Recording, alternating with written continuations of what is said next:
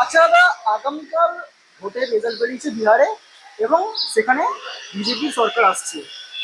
তো এটা নিয়ে পশ্চিমবঙ্গে অনেক আলোচনা হচ্ছে, সমালোচনা হচ্ছে। এরকম যে বলা হচ্ছে যে নির্বাচন কমিশনের পক্ষ থেকে যে এসআইআর করা হলো, তার যে একটা প্রভাব, তা কিন্তু বিহারের ভোটের যে রেজাল্ট তার মধ্যে দেখা দিচ্ছে। কি বলবেন এই বিষয়ে? সমালোচনা শুধু তৃণমূল কংগ্রেসের কিছু চটি চাটা কর্মীরা করছে। আর আলোচনা তো এখন চলবেই, কারণ সামনেই 26-এর নির্বাচন। তো 26-এর নির্বাচন, আমাদের একটা স্লোগানই আছে, 26-এর নির্বাচন তৃণমূলের বিসর্জন। তৃণমূল যে বিগত 14 বছরে যা দুর্নীতি করেছে, যা কারাপশন করেছে, সেটা তো সাধারণ মানুষ ভুলে যায়নি।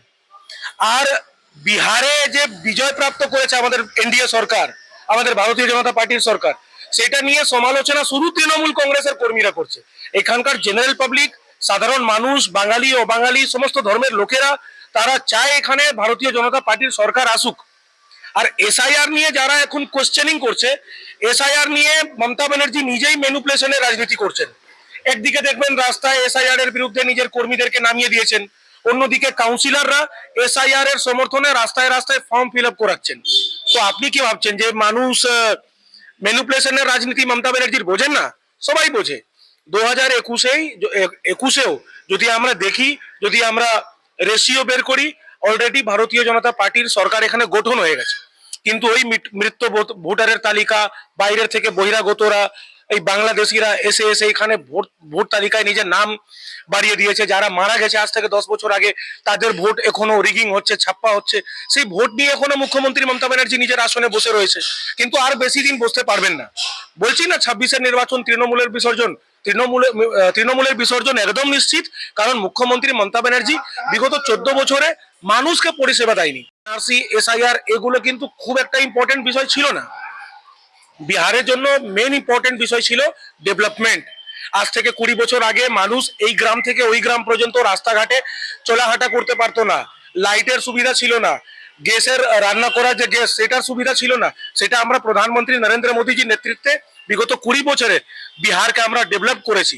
সেটা পশ্চিম বাংলাতেও করার জন্য আমরা প্রস্তুত আছি। দেখুন, রেজাল্ট যা আউট ওভার হয়ে গেছে, বিরোধী দল যারা, ভারতীয় জনতা পার্টি, নীতিশ কুমারজি এবং আমাদের যে জোট ছিল এনডিএ সরকার, তার বিরুদ্ধে যারা লড়াই করেছিল, ডান্সারদেরকে নিয়ে মঞ্চে নেমে নেমে, যারা নাচানিয়াদেরকে নিয়ে নাচ করে করে ভোট আপিল করছিল, আরো বিভিন্ন যে আছে, তেজস্বী যাদব, ওদিকে হয়ে গেল আপনার খেসারি লাল যাদব। তো এরা যখন ভোট ভোট নিতে যখন রাস্তায় নামছিল মানুষের কাছে, মানুষকে কি পরিষেবা দেবে সেটা বলছিল না। ওদের একটা ইগো অ্যাটিটিউড নিয়ে রাস্তায় নামছিল যে হ্যাঁ, পবন সিং বিজেপি করে বলে আমি লালু প্রসাদ যাদবের একটা পার্টির সাথে আমরা যুক্ত হয়েছি। তো এখন যেহেতু ওরা হেরে গেছে, গুহারান হেরেছে বিহারে, আমরা নিজেও এতটা এক্সপেক্ট করিনি যে 200 পার হয়ে যাবে। আমরা জানতাম যে এনডিএর সরকার এখানে আসবে, 170-80 এইটুকু আমাদের চিন্তা ভাবনা ছিল, কিন্তু 200 পার হয়ে যাবে সেটা আমরা আকলনও করিনি। তো এইগুলো যখন মানুষ হেরে যায়, মাঠ ছেড়ে যখন পালায়, কিছু একটা তো পাবলিকের জন্য বলতে হবে। সেই জন্য এগুলো ওরা বলছে, বলুক, কিছু যায় আসে না।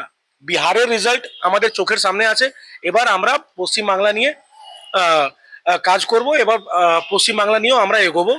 খুব শীঘ্রই আমাদের ভোটও এখানে আসতে চলেছে, 4-5 মাসের ভেতরে আমাদের ভোট প্রক্রিয়া এখানে শুরু হবে। এসআইআর কে আমরা মাধ্যম করে কোনোদিন সরকারে আসবো সেটা আমরা কোথাও বলিনি, কিন্তু হ্যাঁ, ভারতীয় জনতা পার্টি আসলে এখানে এই ধর্ষণ, খুন, কারাপশন এগুলো বন্ধ হবে, সেটার দাবি আমাদের মতো কর্মীরা করছে।